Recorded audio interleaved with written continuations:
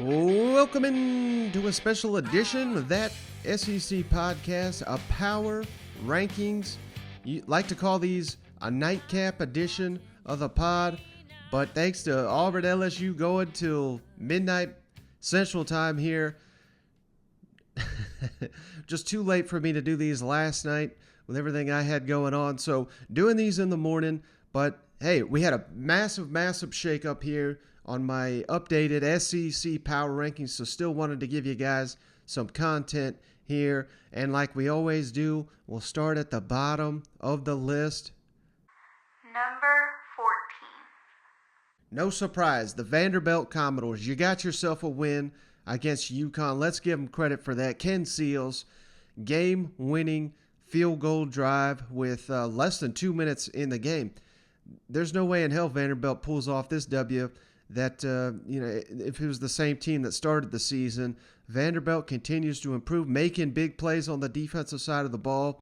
UConn really needed a miracle to get that final touchdown that put them ahead with, I believe, 1:27 on the clock. So, hey, things are trending in the right direction. Still, obviously, got a big climb here in Nashville, but I love the fact that this team continues to fight, continues to compete, not done until the final whistle here, and I think Clark Lee is certainly growing as a football coach. Number 13. South Carolina. I mean, what's to say that the defense, we'll give them credit. The defense is playing lights out, still making too many mistakes. Troy game, the final score, I don't think was indicative of how close this game really was. We're a disaster on the offensive side of the ball. We scored one offensive touchdown every single game against FCS opponents, which, of course, is every game aside from the opener against Eastern Illinois. We're just clueless here on the offensive side of the ball. Can barely run the ball. Luke Doty, he's trying, but he's got no one to throw it to. And, we can't put it all on the receivers because Luke Doty's not looking great, but he's banged up. He's not fully effective. It's so hard to watch South Carolina when they're on offense. It's basically the exact opposite, though, on defense. Clayton White has got those guys playing hard, and special teams came up huge for the Gamecocks against Troy to get that win, to get to 3-2, but still not seeing anything that's moving you off the number 13 slot. Number 12. Missouri Tigers, my God, that defense. It's getting worse. I mean, I didn't think it could. I thought they would actually improve. After all, we're all talking trash about them, and Eli Drinkwitz out here challenging them, sticking to the plan. What do we got with Steve Wilkes? It looks like we got a damn disaster. And 5 games into the season, he's already getting questions whether, if he's going to be firing his defensive coordinator. And where was the offense? I mean, if you were to tell me that Eli Drinkwitz and Connor Bazelak, Tyler Beatty couldn't get much going against the Tennessee Vols, well, we'll get to the Vols, credit their defense, but that was probably the biggest stunner to me, was just how ineffective for the vast majority of the day Missouri's offense was against the Tennessee Vols. So, man, you are sinking fast. You got to correct this issue, Missouri, and I don't know if you're going to find any answers on that defensive side of the ball this season.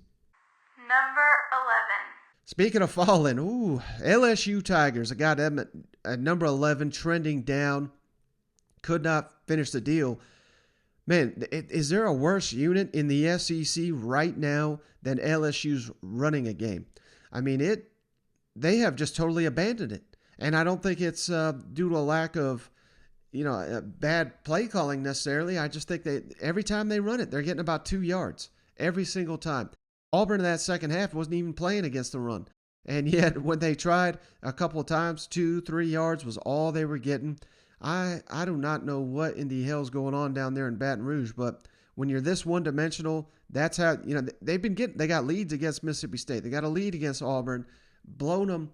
Well, they didn't completely blow it against Mississippi State. Of course, they won the game, but they damn near did, and they certainly did against Auburn. So, man, we have got to correct this issue. And again, I don't know if it can be corrected because unless we got some fresh, it may be time to just throw freshman offensive linemen in there. I don't know how it could be any worse aside from, they are doing a decent job in pass protection, But Max Johnson came out red hot, and then, man, very, very inconsistent. Threw the interception there that lost him the game.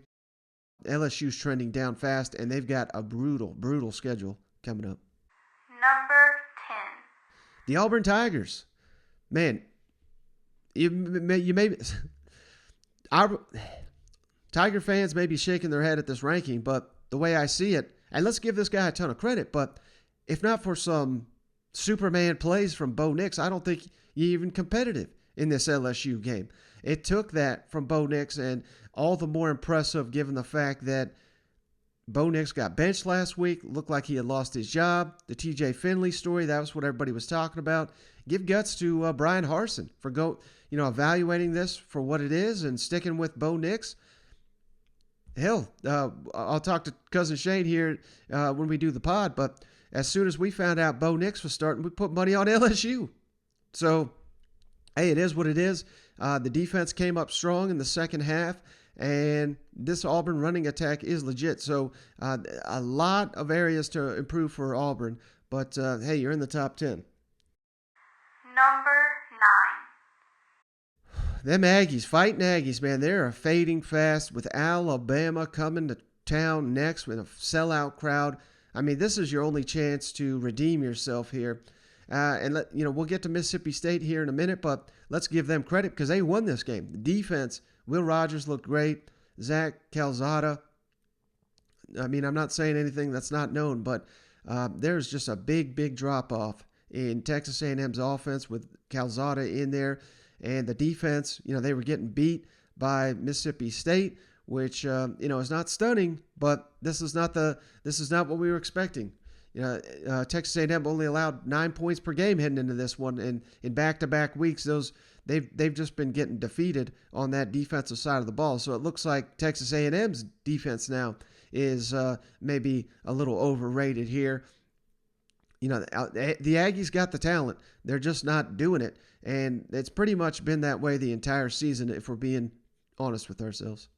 Number 8. Big risers this week. The Tennessee Vols made quick work of Missouri. I mean, this was not even a contest, and this was on the road. This was Missouri was a favorite in this game. I picked Missouri to win this game. This idiot here, I picked the Tigers to win. This thing was over by the first quarter. I mean, Tennessee's offense humming on all cylinders. Hendon Hooker, man, night and day different with him in the lineup. And keep in mind, they still don't have all the pieces they want to have. Guys are in and out of the lineup. Didn't matter. And now we got South Carolina coming into town next for the Tennessee Vols. You have a real opportunity to build some momentum. And I know the offense is the story of the day, and it should be because they were so damn good. But really, let's not overlook the fact that the defense is doing their part. They look like one of the surprising units of the entire SEC during this young season, really forcing turnovers.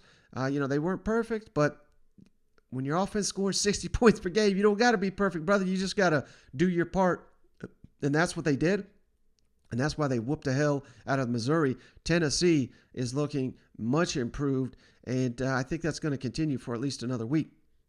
Number 7. Mississippi State. Ooh, man, this defense is heating up once again. Zach Arnett's unit. This is looking like the same unit from last season, correcting some of these issues. Going into Kyle Field. And how about Will Rogers, man? He's been facing so much criticism this season. This was his best game as a college football player. These receivers are starting to come into their own. The offensive line is getting much improved. Mike Leach continues to prove why he's one of the best in the business. Doesn't always have the talent. Doesn't matter. He still finds a way to get things done. And I cannot be more impressed with Mississippi State. And who knows? Again, inconsistent, but not Saturday night at Texas A&M. They put it all together. And when they put it all together, I think they could beat damn near everyone in the league outside of Georgia, Alabama, if they play their A game, which, as we've seen so far this season, that's not really a guarantee at any point. Number 6. Ole Miss Rebels. How about that popcorn lane? Oh, my God. I was buying into the bullshit, too, but got smoked by Alabama. Didn't show up, got maybe a little too aggressive.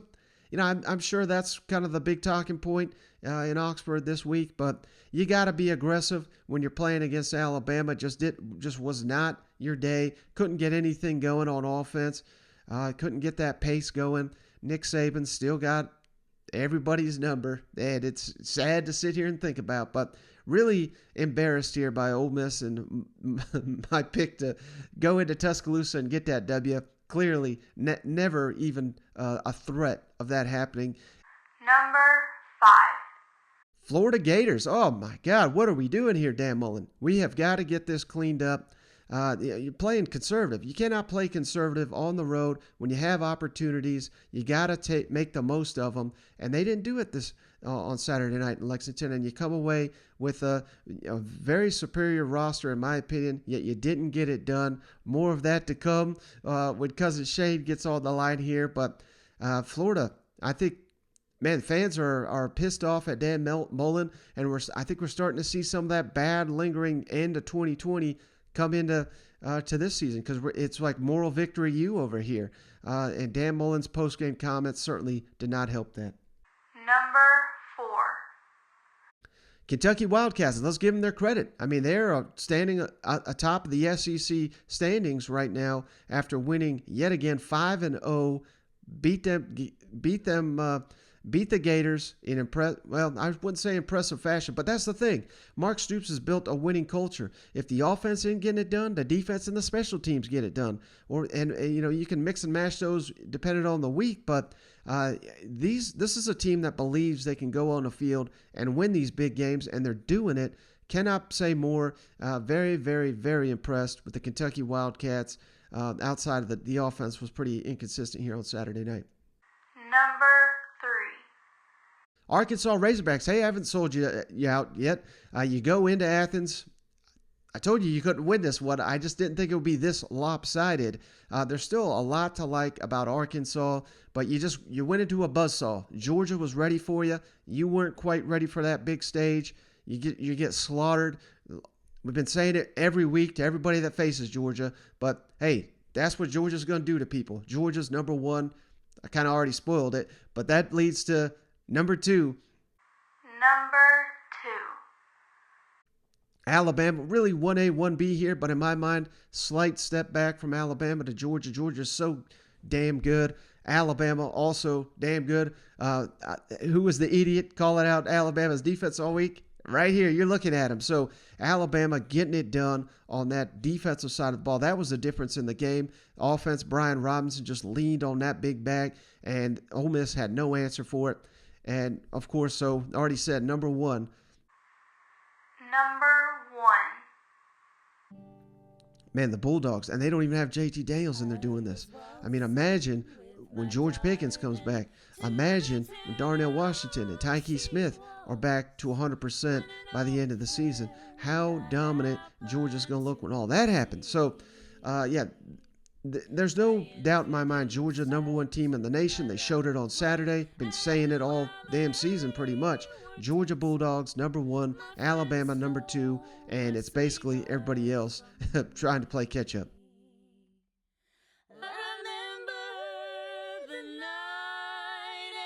Tennessee waltz. Now I know just how much I have lost. Yes, I lost my little darling the night they were playing the beautiful Tennessee waltz. The beautiful Tennessee waltz.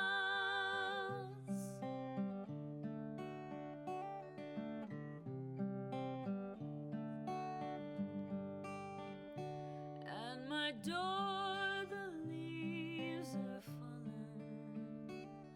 The cold wild winds will come. Sweethearts walk by.